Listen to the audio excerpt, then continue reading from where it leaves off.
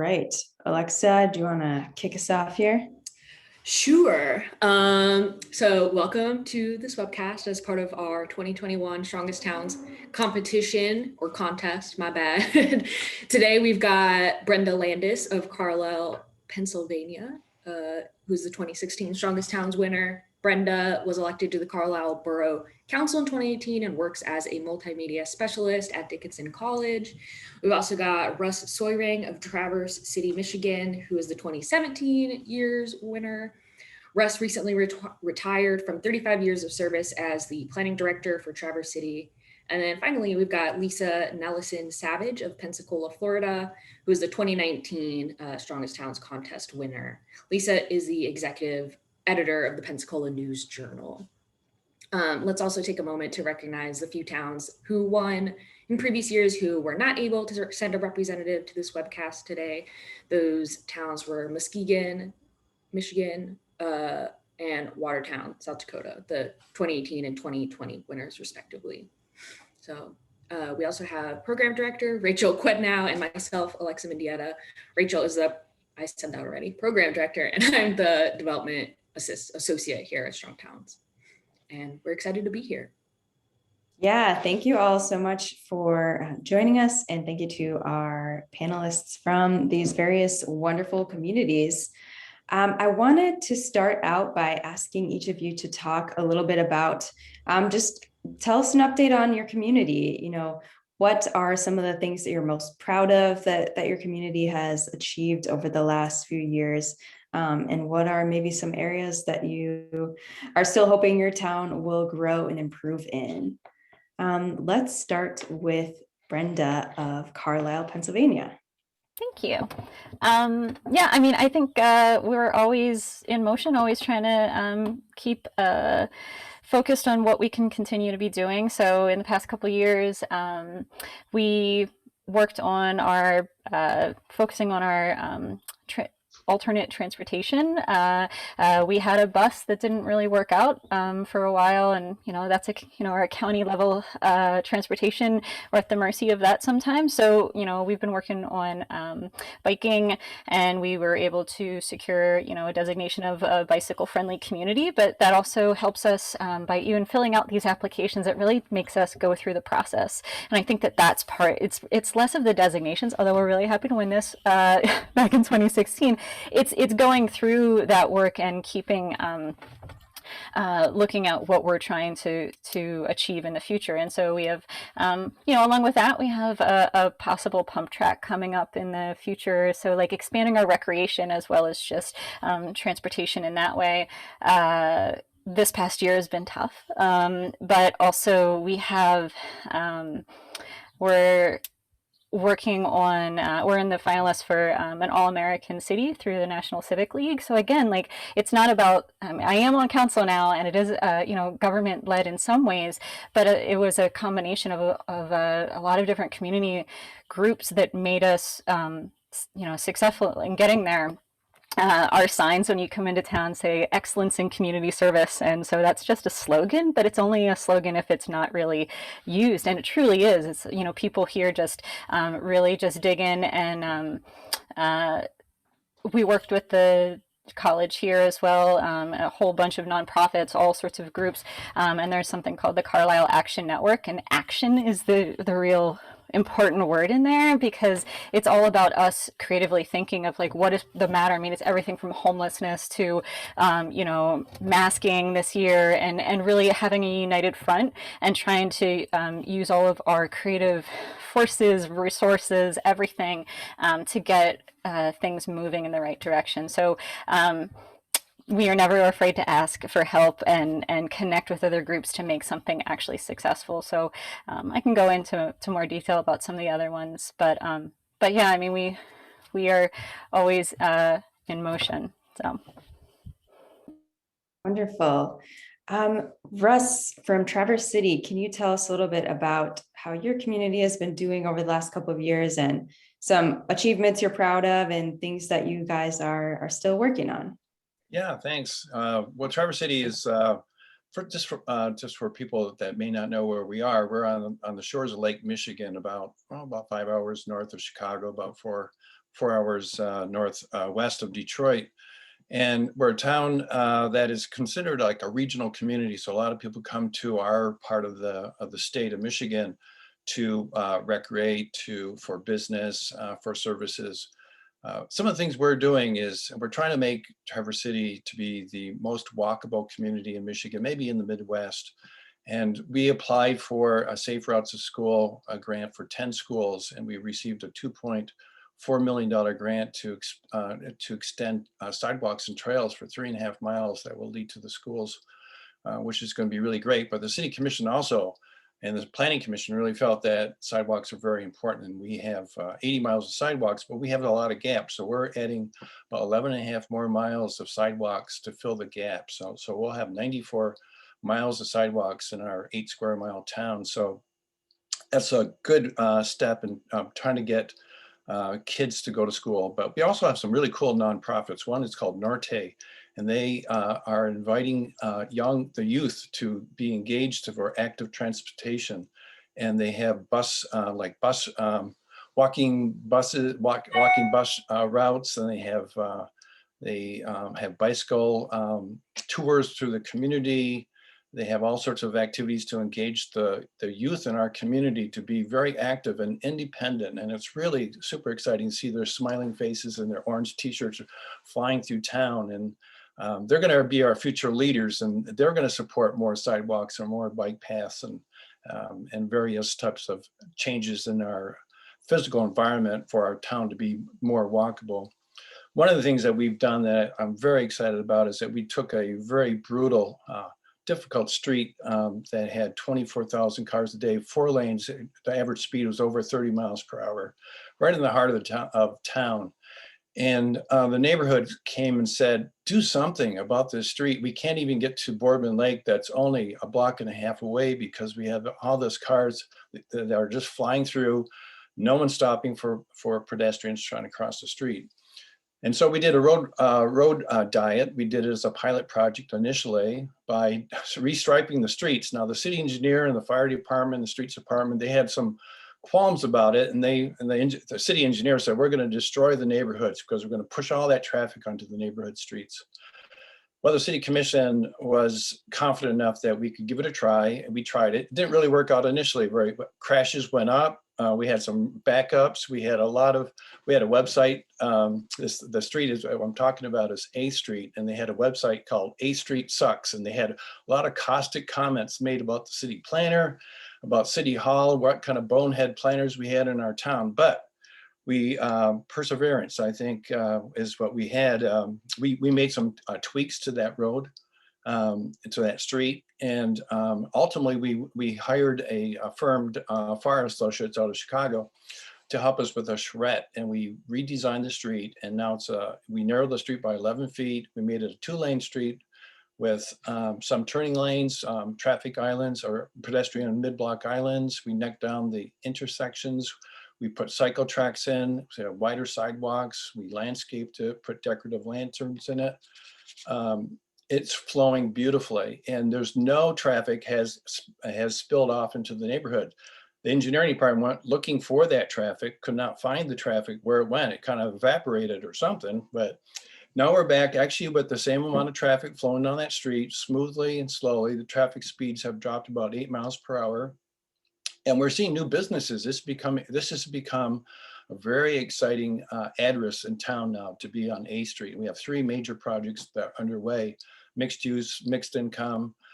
So I think it's a great example of what you can do, and all was initiated by the residents that wanted to do something. And I think the real important story is that you just need to try things, and if things don't work out, you try something else.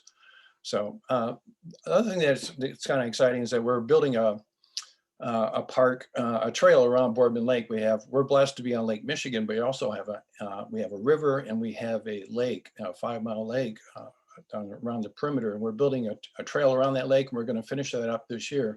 So we'll have a full loop. And as most communities noticed, the recreational areas and the trails really have become very, very, very well used in the last year and a half. So we're pretty excited about those type of things. So This is a little different, but I think this is something I'm quite proud about. For years, I've been trying to reduce the amount of parking that we require. And this year, the City Commission had the confidence that we eliminated all parking space requirements for all residential projects. And then for small businesses up to 2,000 square feet, no parking is required. And this has helped spur on some new small developments in town. And I think this is one of the best things communities can do, is eliminate their parking space requirements. The earth is not going to come crashing down on you. The sky is not going to fall on you if you eliminate it. There will be a lot of people saying, how can you possibly live without parking? But I think those fears just don't play out. Great things will happen if you eliminate your parking spaces. Wonderful. Thank you. Yeah, that's a lot of great updates. Lisa, let's hear from you about some things you're proud of going on in Pensacola, and maybe challenges that you guys are still working on. Yeah, and we've had a great couple of years. There's a lot of bureaucracy in Pensacola, and so we're not moving as fast as we'd like to move. But I think the thing that we're really most proud of is this community engagement that we have. It really has only grown since 2019. People are so active in taking the lessons in smart planning and smart growth that we've given them and getting involved. A couple examples of some things we've done. We had created a waterfront plan that stretched all the way from our bridge throughout our entire downtown, that really would take advantage of that crown jewel that we have in our waterfront. And we're making it a plan put together that we've got some funding for now that the city has committed to make it more walkable, to make it more bikeable, to have more shade, to fix up what really was a beautiful beach back in the day for our Black community that had just become a dumping ground, that we're fixing up, and we're really bringing it back to its heyday to make it a place where everybody in our community can come together and gather. And that's been pushed by the private sector. I mean, the city is embraced it now, but that's that story that we hear over and over again in Pensacola, which I love, which is this is what the community wants, this is what the citizens want, this is the type of community that they want to live in, and they push for it. Another example, much like Russell was talking about, is we have a street that is dangerous. It's way too wide. There's been many accidents on it. The speed limit is far too high, and it was in the state plan, Department of Transportation, to do something about in 10 years. But our community, the residents, pushed and advocated and negotiated with the Transportation Department to get a plan together that would narrow those lanes. It would put in bike lanes, it'd have on-street parking, more crosswalks, more lights, and it really, their plan had been to put a median down the middle, so that what would have happened would have put really a poorer part of the community, a less financially wealthy part of the community, on this side of the tracks, and then the other part of Pensacola, the waterfront, on this side. And the citizens pushed back, and they were able to get those medians, that wall, reduced to just a couple really problematic spots that would have really separated those communities. And then one other project I wanted to talk about that really was citizen-led again was, and multiple times, we have a project here called Civicon, which is just some community members who bring in experts to talk, people like DPZ and Joe Minicozy and Chuck was there from Strong Towns, which is really what kicked us all off. And the community has brought those people back to actually hire them to say, how do we get DPZ involved? How do we get, Joe Minicozy here to, to do the math for us? And one of the biggest projects was 600 acres of undeveloped property that we had right outside the city in Escambia County. and a private business paid for DPZ to come in and create a master plan. Elected officials tried to discredit the results a little bit because it wasn't what they wanted. They wanted a industrial park. And, you know, we did the math, we had the master plan, we did the charrettes, and the community clearly wanted mixed use development. And we were able to negotiate. The community was so active that they actually, you know, they compromised. And so we've got, you know, a small little industrial area, but then we have all kinds of mixed use. We'll probably be able to build a town square. And it was a real win-win for the community. So that, you know, those were our biggest wins. You had asked about things that we still need to improve on, and I'd be remiss if I didn't mention that you know, Pensacola was hit by a hurricane over the last year, and you know that really has created some hardships here. Our bridge, which was our connector from the city of Pensacola to the beach to some of our other communities like Gulf Breeze, has been out for 7 months. And the back way to get to those is sometimes, you know, a 2-hour drive. And so, you know, we didn't have a good plan in place to prepare for something like this, lesson learned, but we're really slow to find a path for those businesses and all those employees that work, you know, in the two areas to be able to be more successful. So that's one, I would say that would be our biggest growth area right now. Yeah, it sounds like it. Thank you all. Let's now turn to talking specifically about the last year and the challenges, economic, health, community that have been created by the pandemic. How has your community responded to those? How have you adapted in the face of this really challenging time? Russ, let's start with you. Yeah, I think Traverse City has done what a lot of communities have done. We closed our main street and allowed for cafe tables to come out. We relaxed all our stringent requirements that you have to have this dimension or that dimension. We just said, just go out and do it as long as health and safety basic needs are being met. We were just a lot easier to, the staff was making sure that these requests for sidewalk cafes were going to be, we were being very responsive and we're going to get approvals real quickly. And we made it a lot easier just to spread out into the street. The fire department, again, was a little concerned that, you know, with all the people in the street and all the tables and chairs, could we get the fire department through the downtown? So we had the street all painted up into brightly different colors. That was a big piece of art that was, I think, once we painted the street, then people just wanted to be on the street. It became like almost like a civic square. It became a real special space. That has worked out really well. That now the community is saying, can we just close the street permanently and have this kind of walking street in our downtown? We're not going to do it this year, but I think what we will be doing and is relooking at our streetscape, and our sidewalks are relatively narrow. They're only 13 feet wide in the downtown.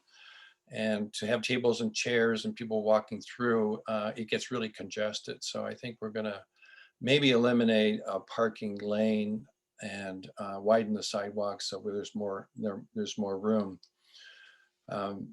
We also gave some small grants out to smaller businesses so they could operate. The city owns a few buildings. We reduced the rents by like 40% for people that rented land from us to have outdoor cafes. We also reduced the rents as well. So those are some of the key things that we did.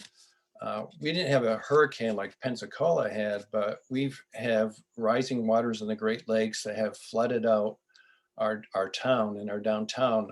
Our community theater was filled with water because the river has gone up. Lake Michigan has gone up 6 feet in height since its low period. And we have, not only we have buildings that have water in the basements, but we also have, we have these leaky pipes that the infiltration of water is going in. So after it's filling our sanitary pipes. And so when we've had some big storms, we've actually had some sanitary sewage going into the river, and that was very upsetting for the community. So it's not related to COVID, but it's related to climate change perhaps, and we need to be addressing our leaky pipes, and it's going to take a lot of money. So we've been talking about building a $30 million parking deck, but I think we're going to have to focus on the deteriorating water system and sewer pipes that we have. And I think that's going to take a lot of attention, because we can't have that catastrophic type of event where we have the big sewer that runs right along the river edge, have that river wall collapse, and it's starting to erode pretty seriously here. So those are pretty much things we've been doing in Traverse City with the COVID response. Yeah, thank you. Brenda, let's hear from you on how Carlisle has responded to the challenges of the past year. Sure. So we had to be really nimble, and we reached out to our business community, especially trying to figure out how to ensure that they can get through this pandemic as best they can. So much of the same things we did that Russell said, allowed for parking areas to be taken over. We did offer for streets, but none of the businesses at the time actually took that on. We did cease to have our open container ordinance, which has been very well received, and nothing, again, I mean, our police chief was a little concerned, but really, I mean, these are the types of questions, are all the things that we have on the books, and the high level process to make some changes, they are always really needed. And hopefully we can see that being able to move swiftly and quickly has been able to save some of our businesses. I mean, we did a lot of, not parking enforcement. Our parking garage, which is right downtown, was free. Our community center had to close, which is the borough owned, and our homeless shelter is not a regular homeless shelter. It's more like they work with churches, and they have overnight. And so for a number of months there, while we closed that, we now became the homeless shelter. So as I said earlier about the Carlisle Action Network, we worked with all these nonprofits. I mean, the borough took on some of the printing costs, or took on the printing of door hangers, about vaccines, about masks. We worked with the college to translate it into different languages to ensure that there was access. There are other things, Russ had talked about the road diet. We had done the road diet a number of years ago. Also, there's a local resident who does have I Love the Road Diet shirts. I'll send you one.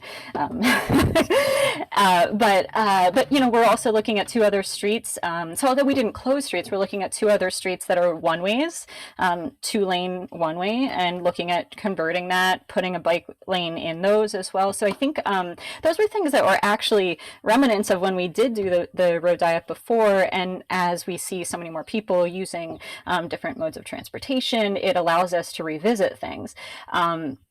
When you said about parking, removing parking requirements, well, that's been, my passion forever, but it still hasn't happened, even though, we won this in 2016.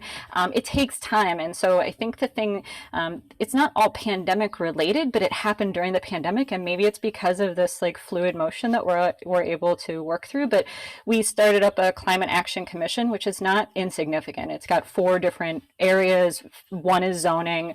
And we also, with all the, focus on racial justice with George Floyd last year, we were able, it took a little bit of time, but we pulled together a town hall meeting. It wasn't until January. Lots of things got a little bit behind, but from that, we're starting a Truth and Reconciliation Commission at the, request of residents to focus on, we have about 10% of our population is African American, and Carlisle doesn't have a perfect history. I don't think any of these towns do. It just matters if you admit it or not, and if you can connect. So some of these things that maybe seem disconnected, for instance, parking or density or anything like that, that relates to racial justice. That relates to, previous redlining and environmental justice. So with the climate action and the Truth and Reconciliation, like sometimes we can move things forward that you might not normally like see as obvious. And I think that those are the types of things that Carlisle does really well. We ask good questions, we connect things, and we see how we can actually achieve something in a multifaceted way by pulling people together on a topic and educating each other and us being open to that. So yeah, I'm sure I have more, but those are those are some. Actually, one other thing I'll say. So we did have a lot of snowstorms this past winter, and we were able to get the borough did purchase a large machine snow blower into the back of a truck, and so we cleared the downtown. It's not something we normally do. We don't always have the power, the people power to do it, but we did it I think 2 or 3 times, and our residents were so and our businesses were so happy. One other thing I forgot. There's 2 downtown orgs, Downtown Carlisle organization and Destination Carlisle, and they're focused on the business community.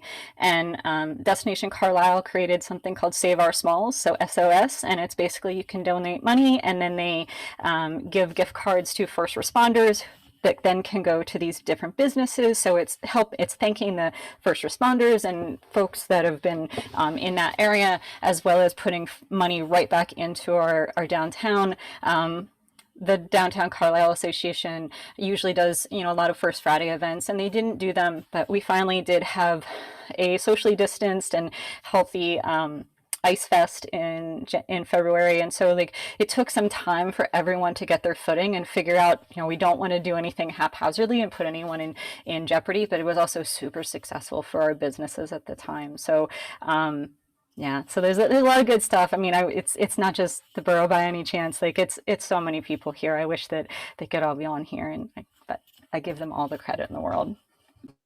Yeah, that's great. Lots of good ideas for other communities to take note of. Lisa, can you tell us about how the response has been over the last year in Pensacola with the pandemic and other things going on over the last year in your community? Sure. We really wanted to do what Russell did, which was close down our main street, and we just couldn't get our city over the hurdle to make that happen. But what they did do was relax the bureaucracy and that red tape so that our businesses could pivot a little bit. It was easier. They relaxed the guidelines in terms of having outdoor dining, putting up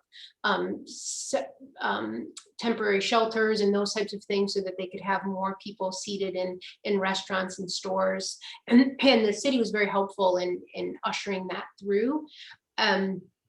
We, again, broken record, I know, but the hurricane, impacted our COVID recovery. Just as we were getting, back open, the restaurants could open back up at 100% capacity, was right when that bridge went out. So that hurt those efforts a lot, but we saw the community come together and really respond to help those businesses out. So there was several different street fairs, for lack of another word, in which the private sector said, we want to help these businesses that are on the other side of the bridge get our population shopping. So they, several times throughout the year, they had those businesses come down in kind of a tent city type area to get people aware of the products that they had and how they can shop online and those types of things. We also had the community, we closed down what we called our Palafox Market, which was a wonderful downtown market of all kinds of different businesses that is open every Saturday. That had been closed. So the community members came together and they started 2 other ones.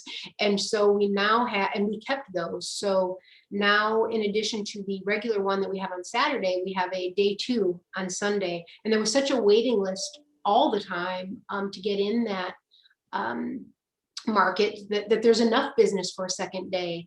And then we had yet a third one start in a different part of town that wasn't downtown, so that we can get people to that part of town, and that has been really successful, and they're going to keep that as well.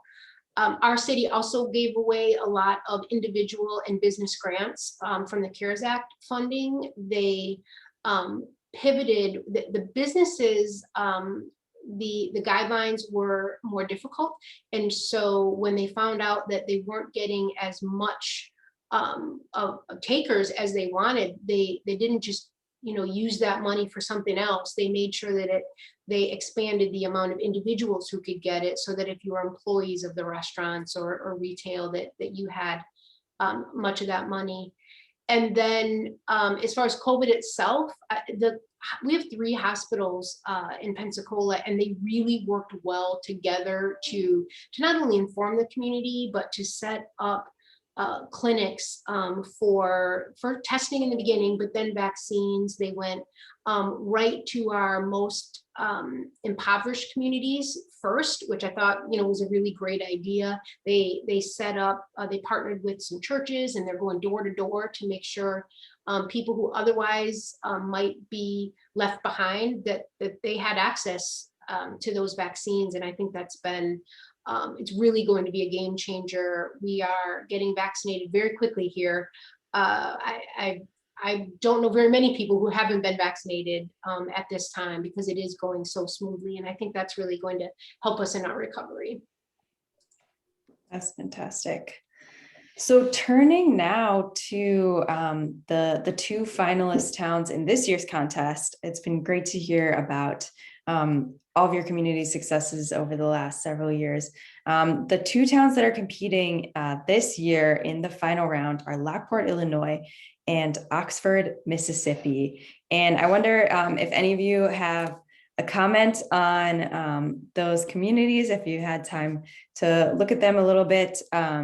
No pressure, but yeah, Brenda, let's start with you. Do you have any thoughts on Lockport, Illinois, or Oxford, Mississippi? I don't know if you had the chance to go to either of them, but No, I did. I was actually very intrigued by, for Oxford's, for their that they sold their interest in the hospital and were able to create a trust fund. I think that's a fascinating, I know that not every community can do that, but right now at the county level, the borough doesn't have this, but the county is considering selling our nursing home, our county-owned nursing home, and there's a lot of good questions being asked. And so one of those questions is, what does that money go to?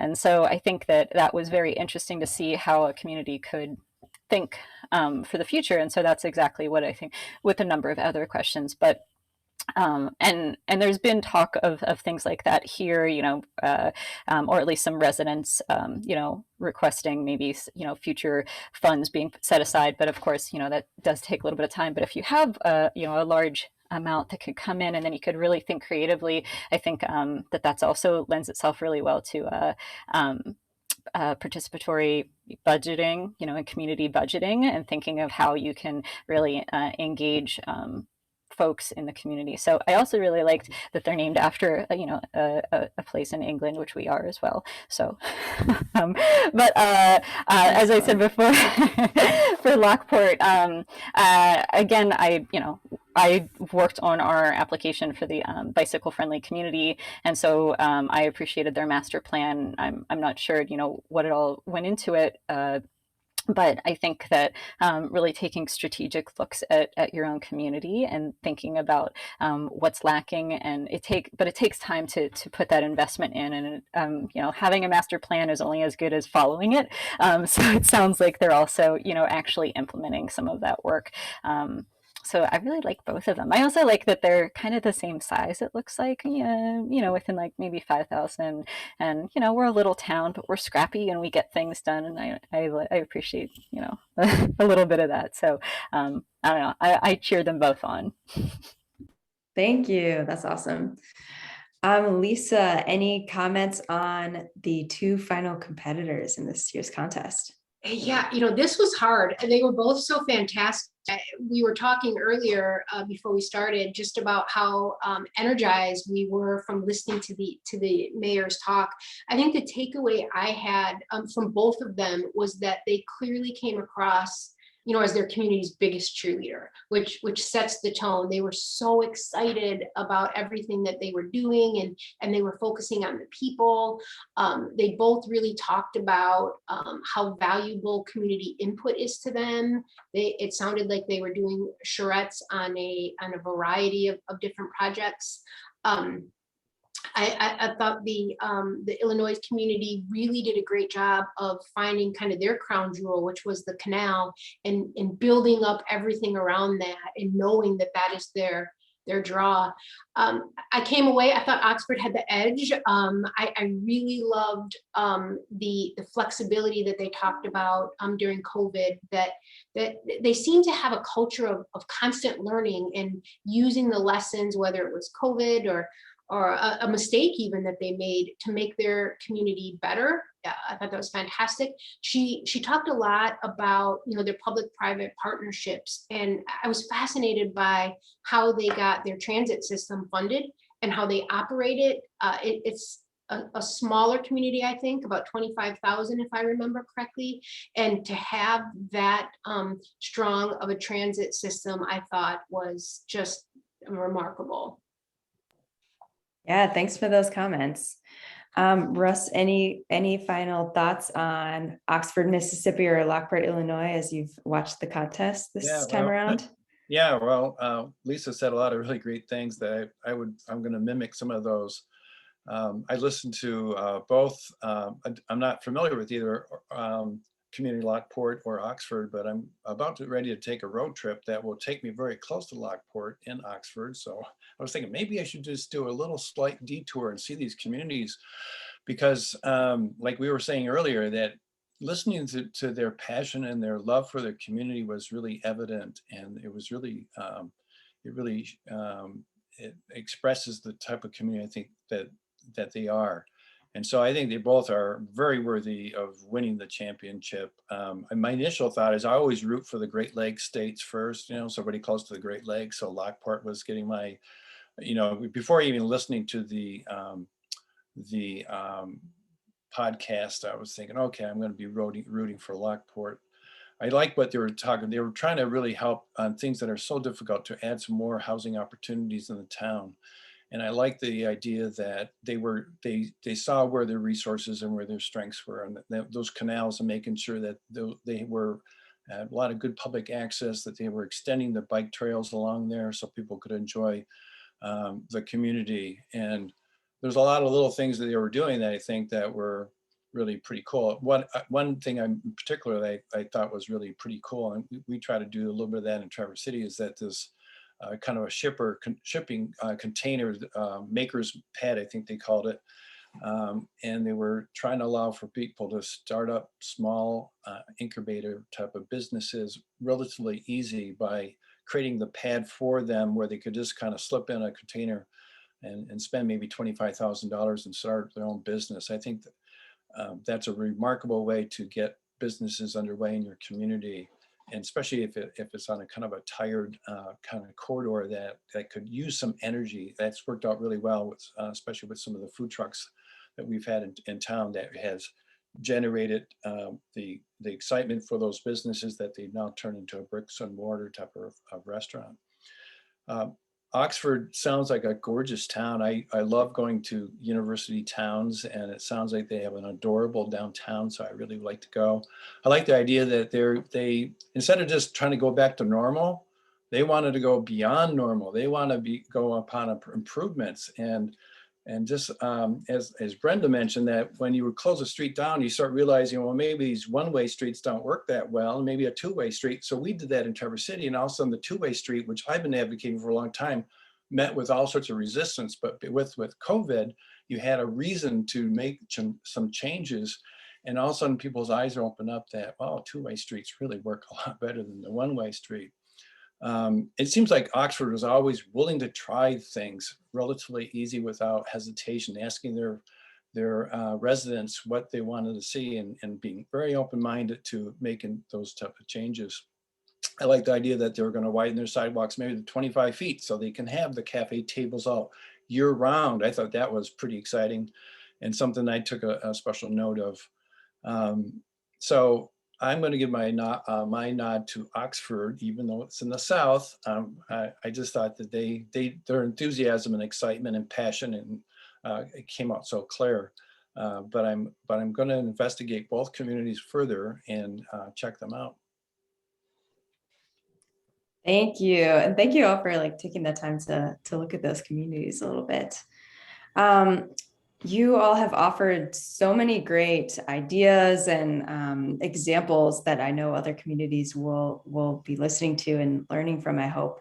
To close us out here, just to kind of summarize, I would love to hear, a couple of things that you might offer as advice for other towns that are looking to grow more financially strong and resilient.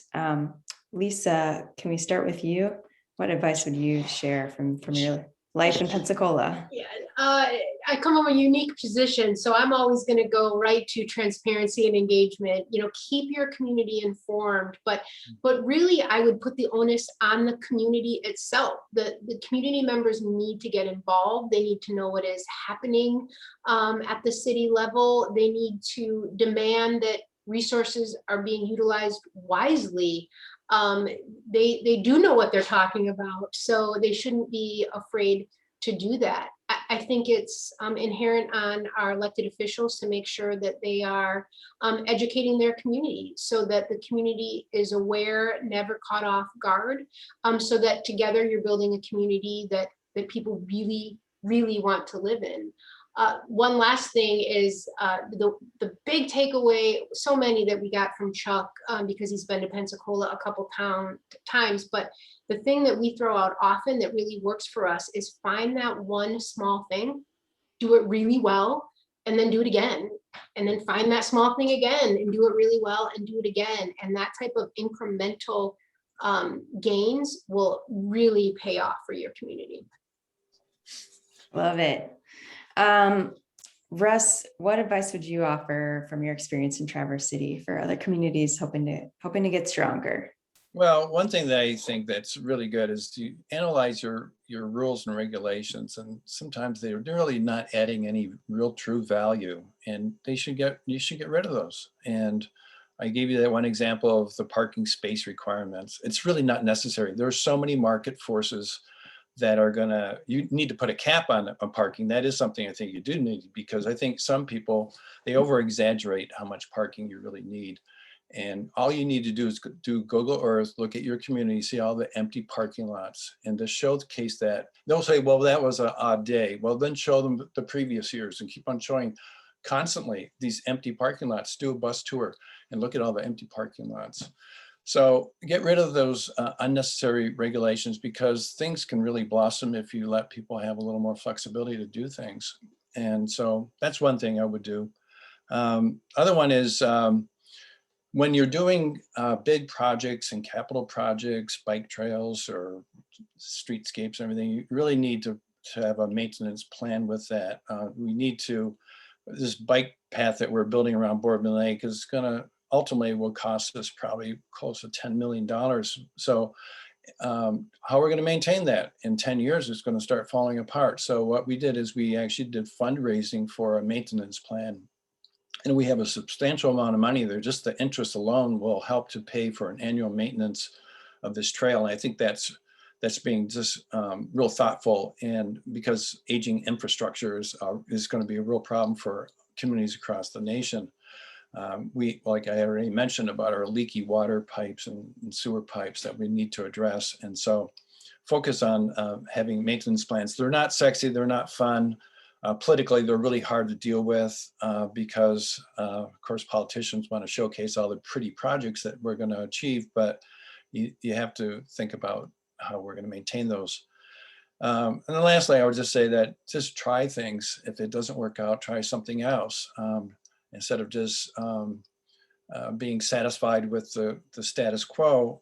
There's always room for improvements. And one thing that I've learned as a planner is when I took trips, I always had my camera with me, of course, and I would snap all sorts of pictures of ways that our community, Traverse City, could improve. And so even though I'm retired now, I'm still going to be sending pictures to the planning department and city commission of things that we could do as I see.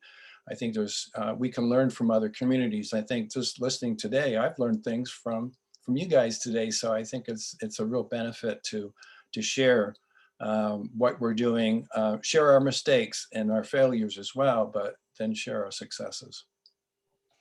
Yeah, very well said. Thank you. And Brenda, what advice would you offer from your experience in Carlisle for other other communities?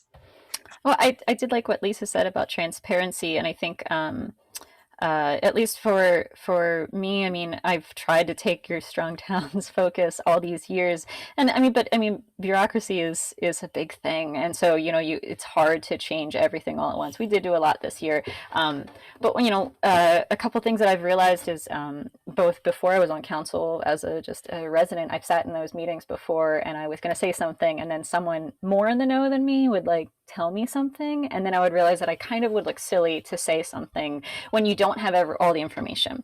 So so trying to put out as much information as possible. We worked with our public resource person at the borough to make sure that we're putting out as much as possible, but we're also now this year we're doing quarterly budget updates instead of just doing our budget at the end of the year and then people can come and say their things. I mean, we just had it this past month, and I think it was a good opportunity for me to also ask questions that residents might not also know about, like how much debt do we have? If we're going to refinance some debt, what does that really mean? When do we actually ask the really tough questions? So this was a bad year, but what if we have another 2 bad years? So those are the types of things like that we need to continue. Hopefully your leaders, ask, but also folks in the community as best as they can. I mean, we have 100 and whatever page budget document, and it is hard, but if you have a question, to ask it.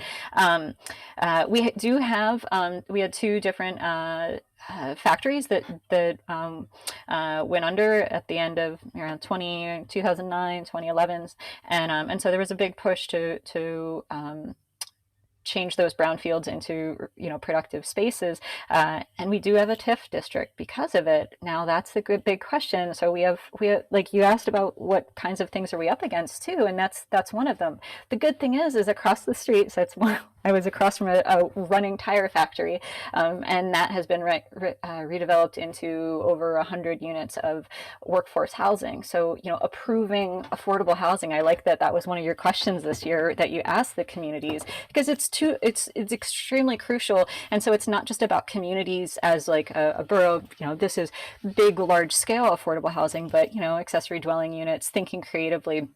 And also for communities, as in the residents, coming out not just and asking, you should, why are, stopping things, but the yes in my backyard, like supporting good policy, supporting good ideas. So it's not all about crushing. I think it's easy to get negative, but if you get a community that gets behind you on creative and thoughtful approaches that really help everyone, then I think that you can become more resilient.